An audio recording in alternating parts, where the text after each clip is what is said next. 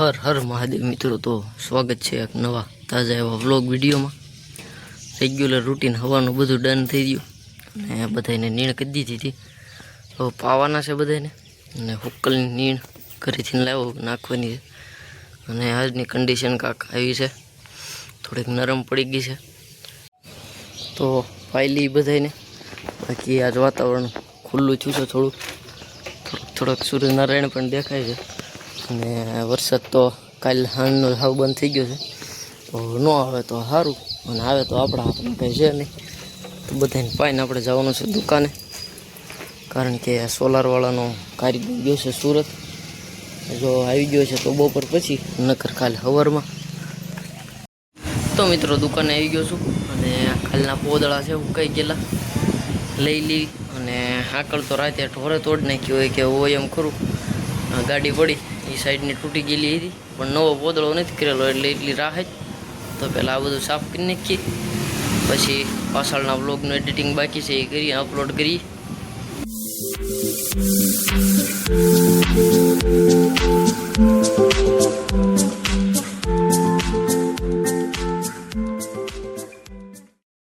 તો મિત્રો ફાઇનલી આજે ઇન્વર્ટરની બે એસીડીબી અને ડીસીડીબી બે બોક્સ આવે ફિટ થઈ ગયા છે। હવે ઉપર સ્ટ્રક્ચરનું કામ ચાલુ કર્યું, પણ આપણે પહેલાં પાવાના છે ઢોર પાઈને પછી જઈ થાબે। તો ગઈ ફાઇનલી અડધી ટાંકી પાણી બગાડ્યું, પણ નમૂનાને ચમકાઈ દીધા બધાને, જોઈ શકો છો। અને ખીલા બધાના સાફ કરી દીધા એકદમ। નાની ભેંસને હુક્કલની નીણ કરી, કારણ કે એને લીલું અત્યારે બગાડ્યું હતું। તુલાને મકાઈની નાની નહીં તમારી છે, પણ આ સાહેબને નહીં તમારવાના, એને પાણી આવે તો એ વાત। બાકી હવે આપણે જઈ થાબા ઉપર બતાવી દઉં તમને, અહીંથી તો નહીં બતાવી કાંઈ।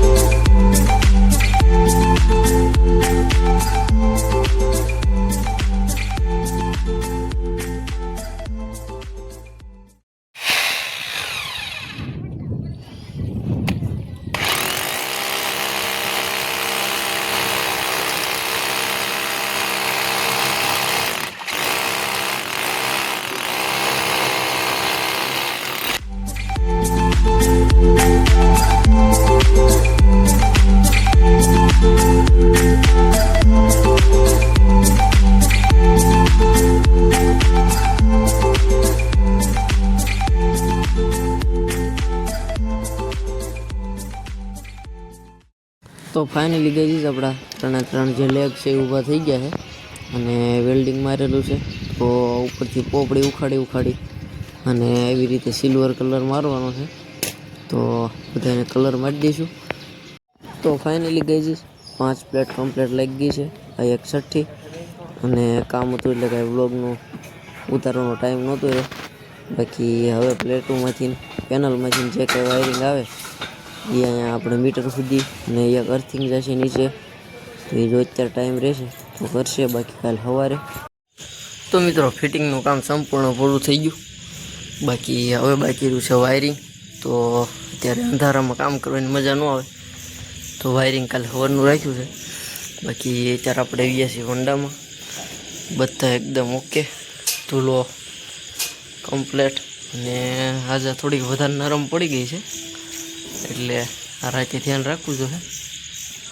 ને લગભગ તો એવી ગણતરી છે કે વ્યાય જાય, કારણ કે નીણ પડી મૂકી દીધી છે એટલે આમ ઓછી ખાધી છે અને નરમ છે થોડીક। તો ધ્યાન રાખશું એનું રાતે. બાકી બીજું નવીનમાં તો ખાલી એક આ રૂફટોપ સિસ્ટમ. હવે રોજ સુખનો સૂરજ ઉગશે અને આપણને લાઇટ બિલ માફ કરી દેશે. તો બસ હવે સૂઈ જઈશું આગળ વાળું પણ કરીને. અને સૂઈ તો નહીં જવાનું, હમિયાનમાં સૂઈ લેવું બધા જાગતા હોય ત્યાં સુધી. પછી આપણે નાખવાની છે ખુરશી અહીંયા અને રાખશું આનું ધ્યાન. તો બને રહીજો વ્લોગમાં. મળીએ હવે સીધા કાલે સવારે. The next day. Har Har Mahadev મિત્રો. તો થઈ ગયો છે એક બીજો મસ્ત મજાનો એવો દિવસ. કાલે રાતે 1 વાગ્યા સુધી આપણે ધ્યાન રાખ્યું. પછી મારા મમ્મી હતા, ખાટલો હતો એટલે ઉપાધિ નહોતી. પંખી કરી હતી ઓલી આપણી. બાકી મોટી ભેંસ અહીં છે, આ છે ધૂલો અને આ છે નાની ભેંસ. અને ફાઇનલી આ છે એનું બચ્ચું, જોઈ શકો છો. શું છે એ કોમેન્ટ કરજો. બાકી નેક્સ્ટ પગમાં ખબર પડશે તમને શું છે એ.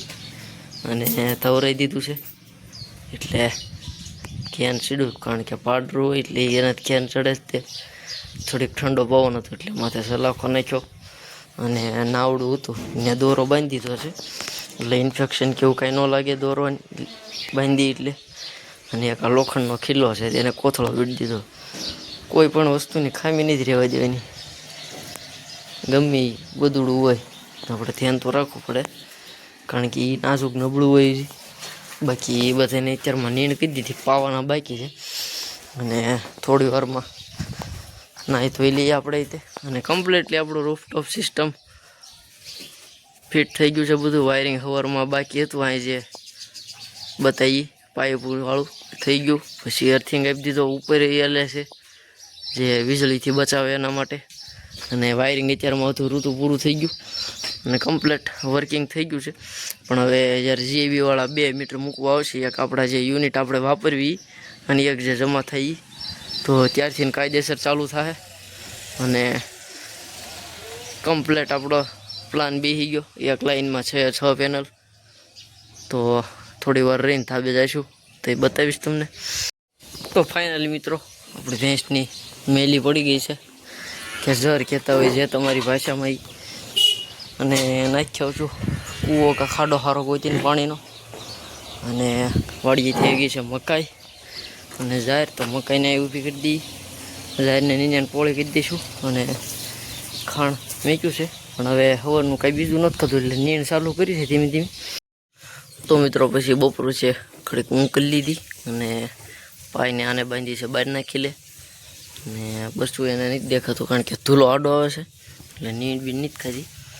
તો આગળ એને પાછી અંદરના ખીલો લઈ લેવું. મોટીને પાઈ લીધી, ધૂલાને બધાને. અને બચ્ચાને વિયાણી ત્યારે થોડુંક ખીરું ફોડી અને 2-3 નાળ જેવું પાયું હતું, તો એ નાળ ટીંગાઈ. અને પછી સવારમાં પછી બપોરે પાછું થોડુંક એવું પાયું હતું. સાંજે વધારે ભૂખી થાય તો સીધી આંસળે લગાડશું, કારણ કે આંસળ મોઢામાં આવે એમ નહોતા. બાકી હવે આપણે જવાનું છે થોડોક ઝીંઝવો વાઢવા, કારણ કે આને લીલી જાર કે મકાઈ કાંઈ નહીં નખાય 2-3 દિવસ. મકાઈ તો હમણાં શું છે એને પોદળો કમ્પ્લીટ થઈ જાય, કારણ કે આ 2 દિવસથી શેરતી હતી વિયાવાની હતી એટલે. તો પછી મકાઈ દઈશું. ને અત્યારે આપણે ઝીંઝવો લઈ આવી તો ઝીંઝવો નાખશું અને ખાય છે કે નહીં. બાકી ખોળ તો સવાર ખાધો હતો અને આગળ થોડી વારમાં એનું ખાણ આવશે પાછું ભીનું પલાળેલું, તો જોઈ લઈશું. બાકી ઝીંઝવો વાટીને આવી પછી તમને આપણે સોલરની ટૂર કરાવું આપણા રૂફટોપ પ્લાન્ટની. તો ફાઇનલી ગઈ આવી ગયો છું વાડીએ અને સ્પ્લેન્ડર આપણે ઝાપાની બહાર પાર્ક કરી દીધું, કારણ કે પછી નીણનો ભારો હોય ને કેમ ઝાપો દેવો. બાકી મકાઈ હવે અહીંયા હેઠે ઓલા પણ ઉપર જાહેર હવા થોડીક જ છે. અને નવરું કરેલું છે એમાં હવે સાહણું મારી દીધું હતું. વાવવાનો કંઈ ગાળો નહોતો એટલે ફરી વાર એકવાર આપણે સાહણું મારીને જાહેર આપણે લાવ્યા છે એ દેશી સાઈડ દેવું ટૂંક સમયમાં થઈ જાય. પછી પાછું શિયાળોનો ટાઈમ આવે એટલે હારવાર કપાઈને હારવાર ગમે એ વવાઈ જાય. બાકી નાળિયેરી મારા પપ્પાએ હેઠે હેઠે પાંદડા કાપી નાખ્યા છે. જો ગ્રોથ લગભગ આ ચોમાસામાં 3 વર્ષ જેવું થઈ ગયું. અને ડ્રેગન ફ્રૂટની બધી હારી હતી પણ આડું પડી ગયું છે. બાકી આંબો આપણે જે લગાડ્યો હતો બધું એકદમ ઓકે. અને આજ થોડુંક નેપિયરે લઈ જઈશું કારણ કે પાકી ગયું છે નાની ભેંસ હાટું. મકાઈ સવારમાં આવી ગઈ છે ઘરે. નાળિયેરી એક નાની છે. તો હવે આપણે ઝીંઝવો વાઢવાનો છે ઉપરના સાઈડથી આમ. અને એક કપાસમાં આટોમાં લઈ જો રસકાવાયો હતો ને, જો એ કપાસ પીળો પડી ગયો. અને આ જાયરો એ પડતર હતું, એમાં હજી કપાસ લીલો છે. તો અહીંયા જઈને તમને તફાવત બતાડું. બાકી મકાઈનો ઘેરો ઊભો છે 6-6 ફૂટ 8-8 ફૂટ. પણ શું થયું કે ઘરે હામટી બધી નીકળી ગઈ. નીકળી ન કહેવાય, સમર આવી ગયા એમ કહેવાય. પણ મને ભૂલાય બહુ જાય. હવે મકાઈના પાળિયા નવરા થાય એટલે અમે પાછળથી કંઈક વાટવાળું એટલે ઝીંઝવું હશે કે આ નેપિયર છે. નેપિયરની બહુ ગણતરી નથી, ટ્રાય મારશું જે થાય. કપાસ બતાવી દઉં તમને એકવાર. બાકી ઝીંડવું જોઈ શકો છો. હા તો હજી 12 છોડવા છે, અંદર થોડોક વધારે છે. અને આ જો એટલું રસકાવાયું હતું, પીળું પડી ગયું ને એ હોય જાહે. એમાં ઝીંડવાય માપે માપે થયા છે. બાકી ડોકા કાપી નાખ્યા હતા ઉપલા ભાગમાં. એટલે હજી આમાંથી ને હું એવું માનું છું કે 30% જેવું ખરી જાય. કારણ કે વરસાદ બંધ થાય પછી ગરમીના લીધે હોય તેના ખર્ચે તો જે ભાગમાં હોય થાય. બાકી શિયાળો તો આપણે જાહેર જ કરવાની થાય આમાં ઢોરાવ હાટું. આવતી વખત તેવું લાગશે તો મગફળીનું આયોજન કરીશું. તો હવે ઝીંઝવો વાઢી લઈ અને ઘર ભેગા થઈ જઈ. તો મિત્રો જોઈ શકો છો એટલો ઝીંઝવો અને એક પૂળી નેપિયર.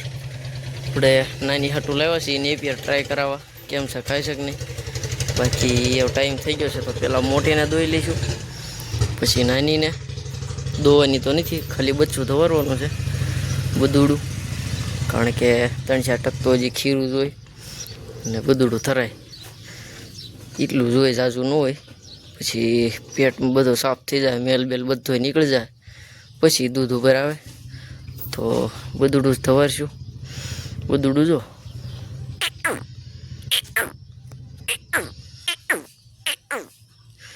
મોટો બધો આડો આવી જાય. હું જ રાજા છું અને એથી કોઈને પેટમાં દુખતું હોય તો તમે તમારે વહી આવજો. તો ફાઇનલી મિત્રો આવી ગયા છે ધાબા ઉપર અને જોઈ શકો છો આપણે 6 પેનલનો જે સેટઅપ હતું એ. બાકી વાયરિંગ બધું ડન થઈ ગયું છે. આ છે અર્થિંગ વીજળી માટેનો અને બધી લોક મારી દીધા છે પ્લાસ્ટિકના, જોઈ શકો છો વાયરિંગને બધાને. અને હવે કમ્પ્લીટ થઈ ગયું છે બધું. અને આ જે આપણું ઇનપુટ જાય એ ત્યાંથી અર્થિંગ આવે છે. અર્થિંગ બહારના ખાડામાં કોપરના હરિયા નાખ્યા છે, એ અહીંથી નહીં બતાય, કાલ એવું લાગે તો જોઈશું. અને એકદમ કમ્પ્લીટ. ગઈ ઘડીક પહેલાં તમને સોલાર બતાડ્યું. બાકી આપણે જમી કાઢવી લીધું છે અને બચ્ચું જો નિરાય તે બેઠું ધવરાઈ દીધું હતું.